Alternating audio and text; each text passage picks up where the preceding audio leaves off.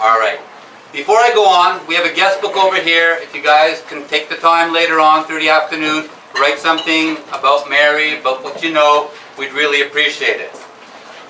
How appropriate that we're at a British pub. We wanted to make everybody feel at home, so feel free to enjoy some of Mary's favorite treats, which she loved to have around for the kids. So we have jelly beans, we have peach rings, we have peanuts, and of course tea biscuits, which was Mary's favorite. If you were at her place, it's a given that this would be on TV. So I ask everybody, turn over there.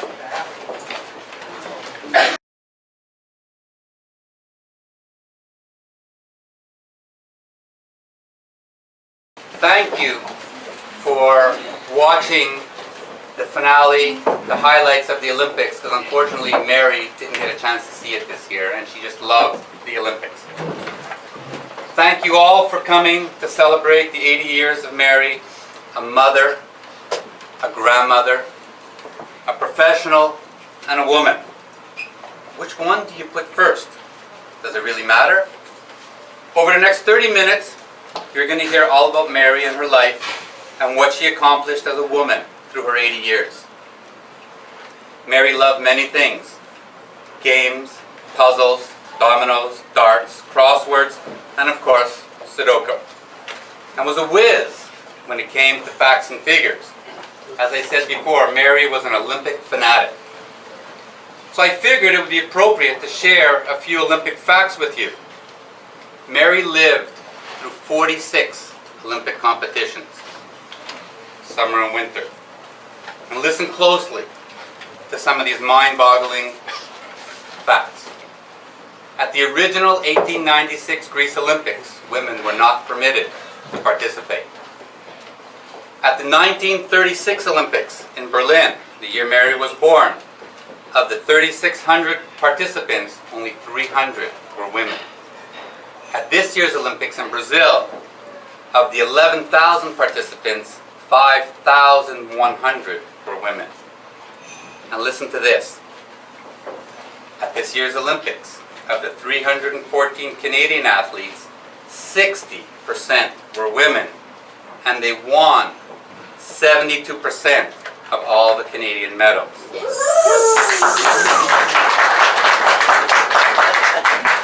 Mary has been part of this tremendous change in attitude towards women, and you're about to hear all about it. Coming up are 5 speeches about this amazing woman and the contributions she made to all the people around her. There are only 5. It's going to take about 30 minutes, so pay attention. First up, Tommy. And according to his nanny, he was her favorite. Debatable. Very debatable. Tommy will read a short poem sent over from Mary's siblings in England, Marge and John, Cal and Fred, John and Lynn, and the rest of the family over the pond. Tommy? So the poem is called At Rest. Think of me as one at rest. For me you should not weep. I have no pain, no troubled thoughts, for I am just asleep.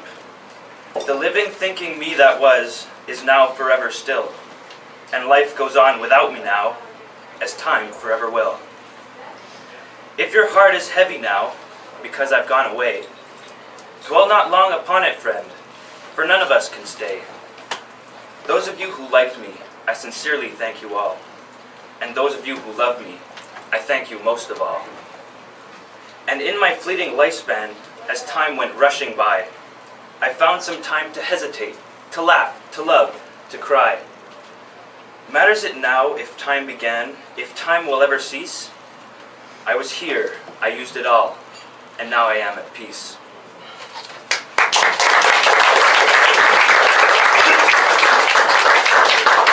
Amazing. So, you know, Mary worked at Pratt & Whitney. And so logically, Mary, who loved facts and figures, we need to do something about aviation. So, In 1936, the DC-3 was the newest airplane. Yep, you know the one with the two wheels at the front and the little one at the back? Well, its range was 1,500 miles, flew at 207 miles per hour, and carried 32 people. And it cost $80,000. That's $1 million for today. Today, it's the A380 that is the marvel of the skies. Its range is 8,500 miles. It flies 560 miles an hour and carries up to 850 people. Oh, and you need to pony up $380 million to buy one. Mary loved progress. All right, it's now Heather and Justin's turn to say a few words.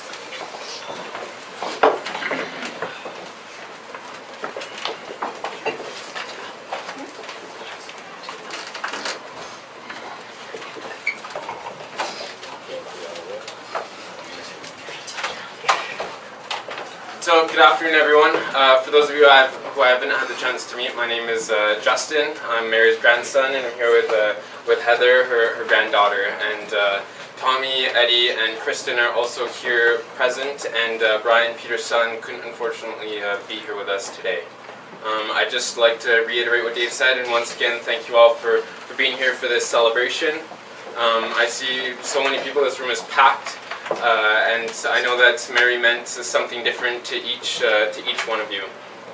I'd like to point out that whether you met her once or even never even met her, or she raised you from birth, she made one thing clear, that she didn't want any of us to sit around here and cry about how sad all of this is.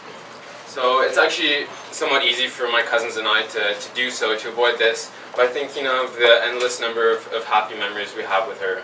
Memories at sandbanks where we're sitting around a campfire and that she probably helped us build or something, and looking up at the constellations she teaches about the stars, or reciting some of the many nursery rhymes she'd remember from her years of grade school. But every experience with our grandmother, nearly every experience, was a learning experience. There's always something to learn or knowledge to share on her part. And while we could stand here and kind of string together all these happy memories, we thought that we could spend this time in a slightly more productive manner, very much true to our grandmother. So we hope that you can appreciate the many lessons, some that we're bringing with us today, and maybe take some of it back with you in memory of Mary. So in order to do so, I brought along a few props. This was Nanny's slide rule. And this is what they used for calculations before calculators were invented. So long time ago. Yeah, you remember this? Engineering school with. So Nanny used this during her very first job, where she ironically had the title of junior computer. And she did huge calculations. She was apparently the fastest one there to do like big calculations that you couldn't do without calculators. And do this day in and day out. But without growth opportunities or enough engagement, she quit her job looking for something that would challenge her logical masterpiece of a mind that she had. And so after quitting engineering school, she moved across the Atlantic and came here searching for something else. She didn't have a plan, she didn't have a job, but she had immense courage and determination to find something better. Something that England couldn't offer her at the time. With $130 and great faith in her abilities, she showed us that we don't have to feel stuck in a position. We don't have to accept the status quo because we feel like that's all that's out there. And today, of all days, we're reminded that we need to do something that we care about, that we're passionate about, and make a life that we've chosen for ourselves. So thank you, Nan, for this lesson. This is Nan's complete works of Shakespeare. And she didn't own it because she was a huge fan, although she was. But instead it was actually given to her. So I'm just going to read the inside cover for you here. It says, College of Technology, Bristol. This prize has been awarded to Miss Mary A. Maggs for success in 4th year Mechanical Heat and Fluids Engineering. She was awarded this because she received the highest grade in her the most difficult course in her final year. And while this would have been amazing for any student, it was even more so because she was the first and only woman in her entire engineering class. And taking these classes right now, I can say I wouldn't want to be competing with her in my exams. Needless to say, this is Mary showed us that there isn't much that you can't overcome with enough hard work and dedication. Sorry, I lost my page here. She dedicated her life to shattering the glass ceiling and changing the gender dynamic in this industry. This book is a reminder of the bigger picture, that 2 generations later, we can't take our higher education for granted, and we have to remember that we're not owed anything. With enough determination and grit, when we're faced with struggles that'll keep us, we must look to Nan's determination and grit when we're faced with struggles that'll keep us from accomplishing our goals. So thank you, Nan, again for this lesson. Finally, this is a pair of microwave oven mitts that she made. It's not for sale, unfortunately. This is one of the many things that she made for the Canadian Legion Bazaar fundraisers. And this shows us that no matter what age you are, young or old, you can still have a positive impact in your community and make a difference for the causes that you care about. At 75 years of age, Mary started volunteering with the Canadian Legion. And not before long, she had made truly everlasting changes to the local organization. So I'm just going to share a little quote from Mother Teresa, who said that not all of us can do great things, but we can do small things with great love. Not that we're comparing Mary to Mother Teresa, because she probably would have rolled her eyes at this comparison. But Heather and I felt that she embodied this quote in all aspects. She left this world a little bit brighter in so many ways just by doing small things with great love.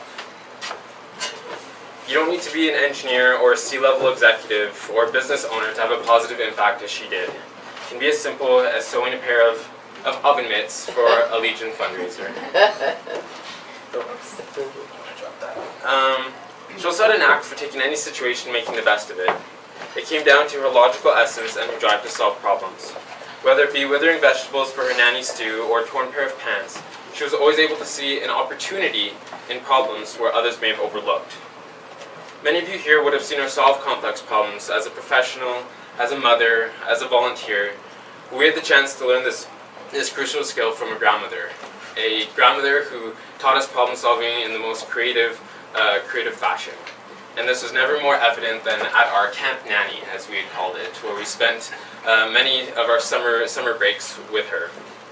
And whether this means making teepees with her recycled fabric rolls, or turning her old crawl space into a house for us to play in, or how she would make Play-Doh for us with just basic kitchen ingredients. These are all things that she did to teach us this skill.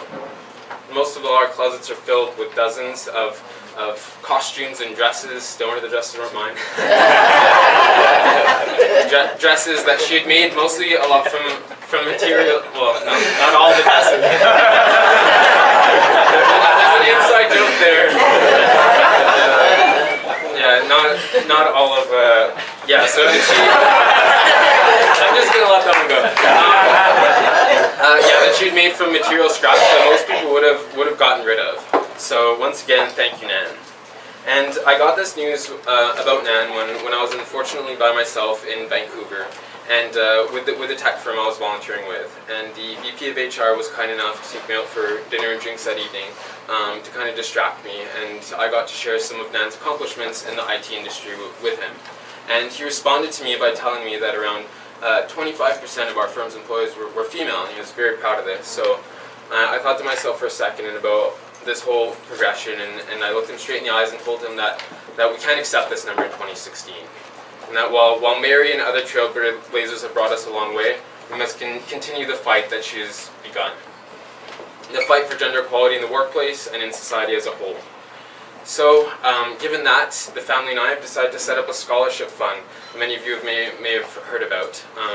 It's going to be an annual scholarship for a woman entering engineering, math, or computer science. And there's Yeah, so we want to ensure that every girl has equal opportunity to achieve their potential, much as Mary had done by paving the path for other young women. So there's a table over here with Mary's picture where if you want to fill out a donation form, where you can make a commitment to the cause. And if you'd like to know more about it, please feel free to talk to me or Heather throughout the evening about the scholarship. But more importantly, we're asking you to support gender equality in your workplaces, in whatever that may mean for you. As her grandchildren, I could say that she's taught us a lot, but it goes way deeper than that. She showed us the kind of adults that we can aspire to be. She was someone who was compassionate yet stern, educated yet humble. She was someone who could see the good in every moment and live without regrets.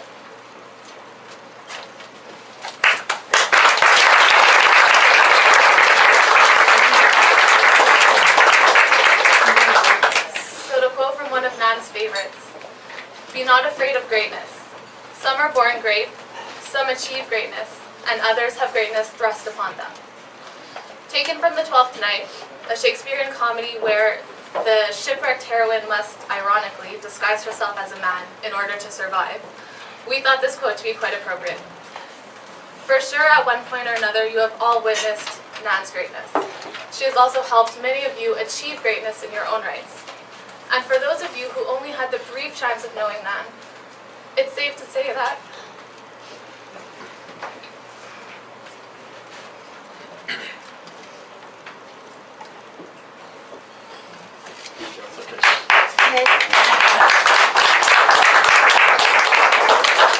Safe to say that you had greatness thrust upon you, whether you're ready for it or not. So, let's raise our glasses to Mary, her legacy, and embracing the little bit of greatness she has instilled in each one of us. Mary.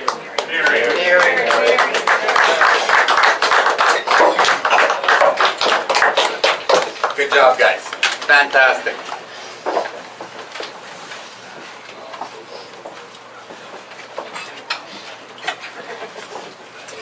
It's tough being up here, talking about your Nan and all the years that she has influenced your growth.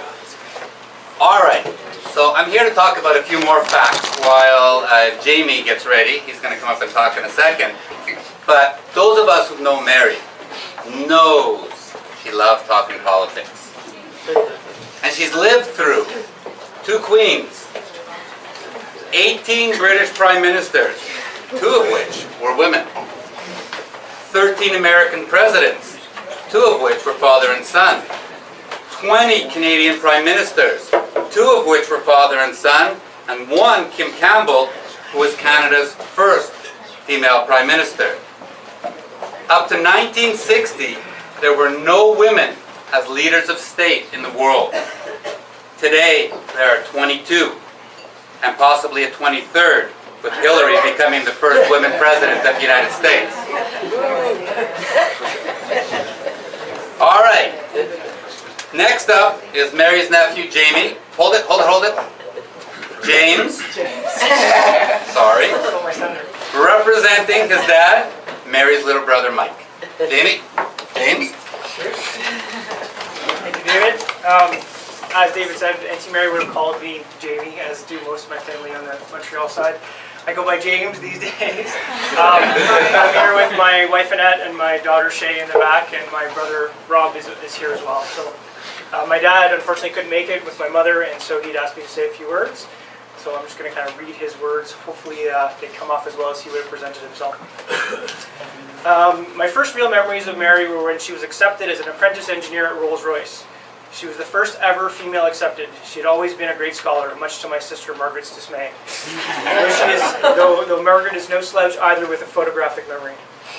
At that time, females needed a 95% average versus men who only needed 75% to get into the program. Her first job title, as Justin had said, was computer. This entailed performing engineering calculations with a slide rule, and she went on to do a lot more in the early days of computing. I remember when she was about 22 and I was 11, She was going with a guy named Fred in England, who happened to be married to somebody else at the time, who we also thought was rich, at least by our standards. She decided to go to Canada, and the agreement was that Fred would also would get a divorce and would come over as well, so they would be together. I recall that Christmas as we all stood around a public telephone booth for a Christmas call with Mary, who was in Canada while we were in England. Fred spoke first and said, "Do you still love me?" And she said, "Actually, no, I'm with somebody else. and I'm getting married over here to John Hunt." As you can imagine, the rest of the call was a little awkward. She must have had a very tough few months living at the Y on sardines. She reasoned that they were the most nutritious, cheap thing that she could eat. She came to visit us in England in 1969, and I decided I was in a rut, and she decided that my dad was in a rut and going nowhere. He was working by day and drinking at the pubs by night, and she persuaded me to come to Canada. He left a few months later, and by then she had left John and was on her own with the kids. When she left John, they split their assets down the middle. He got the house, the bank balance, the stock portfolio, and she got the 3 kids. I think she got the best part of the apartment. I kept the apartment clean, cooked, and looked after the kids for my keep. I also painted houses with Mr. Miles, the building superintendent. Mary taught me to program in Fortran, helped me to get a job at Sir George University, which is now called Concordia, where he met his current wife, my mom, Kathy, got a job at Bell, and got married all within a year. Mary and him both moved to Toronto, Ottawa, and Montreal, but we still managed to get together on most holidays. I still use her recipe for turkey stuffing, which I love, by the way. Over time, as our families grew, we saw less and less of each other, but when we did get together, it was like we had just spoken yesterday. I love my big sister very much and owe her a lot for the way she steered my early life. I will miss her a lot, and I have a great respect for the wonderful life that she had and the many people she influenced so positively.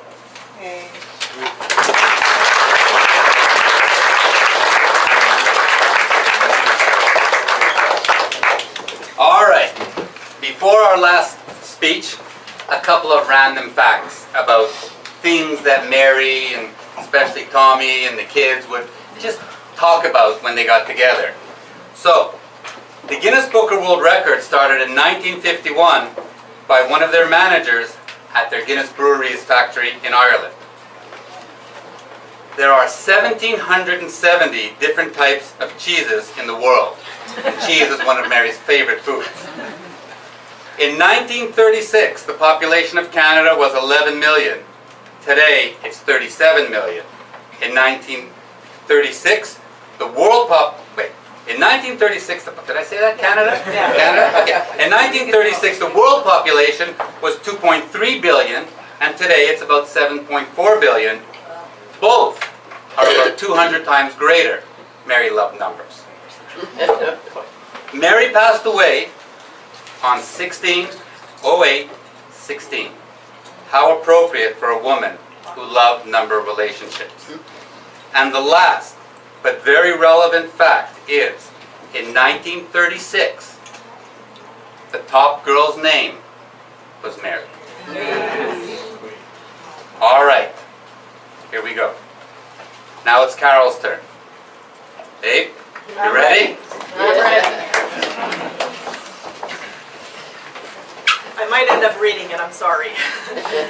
Most of you here today met Mary at some point in the last 25 years, which means that most of you knew her as the retired professional, the creative seamstress, the Legion volunteer, the darts player, or nanny. Few here today knew the younger Mary, the single parent, the Cub Scout leader, the IT manager, the executive traveler, the feminist, our mom. Wow, she really did have a full life. And I think we can all agree that Mom was smarter than the average bear and so full of information. She knew everything. When we were growing up, there was no internet. We couldn't Google a word or ask our phones for directions. Back then, when we wanted to know something, we asked Mom. This was certainly helpful when doing homework. If we got stuck on a math problem, or geography, or history, we knew exactly where to go to get help. I can remember one time when I was at home working on a calculus problem that I just couldn't get right. I was frustrated until Mom walked me through it, and of course, it made complete sense. The next day at school, a friend asked me how I figured it out. I confessed that I had to ask my mother for help. He said, "Your mother knew how to do calculus?" And I said, "Your mother doesn't?" Deep down, we were proud of Mom's exceptional skills and her feminist attitude. But Mom's no-nonsense policy defined her management style at work and at home. Mom didn't preach or lecture or scold. She didn't even raise her voice when we did something wrong. Instead, Mom listened and guided and empowered us to make better choices. But most of all, Mom taught by example. She always did the right thing, for the right reasons, and always for the benefit of others before herself. And this was never more obvious than the time when Pratt & Whitney sponsored a refugee family from Laos. A young husband, his wife and small child, and the wife's 2 teenage brothers. They arrived in Canada in early December. We helped them settle in and scrambled to find warm clothing for the winter. Mom invited the family to join us for Christmas Day. Even though they couldn't speak English or French, Mom wanted them to experience a real Canadian Christmas dinner with turkey and stuffing and the cranberry sauce. I guess Mom was reminded of her first Christmas in Canada 22 years earlier. Anyhow, not long after that Christmas celebration, the Laotian family unit fell apart. The brothers were, in fact, not related to the wife at all, and the husband kicked them out of the apartment.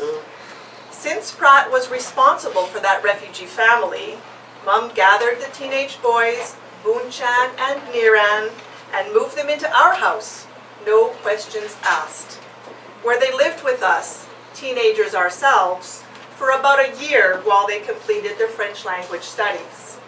Well, most of you have witnessed Mom's make it happen attitude, but it was her generous heart that turned that disastrous situation into a rich humanitarian gesture that taught us about trust and acceptance, tolerance and diversity way before those words were even in fashion. Well, whether you knew Mom as the successful professional or the retired grandmother, she probably touched your life in some special way that made you grateful for having known her.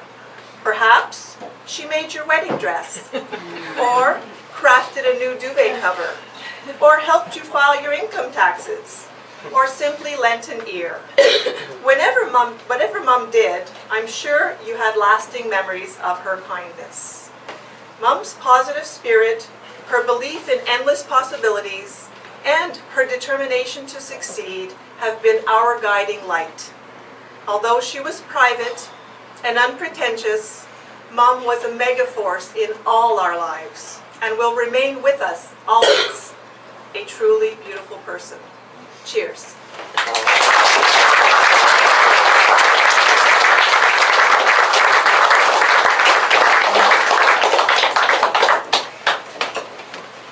All right, that was absolutely amazing. You got through it. Good job. All right, so to sum up, if I were to do a MasterCard commercial, it would have to go like this.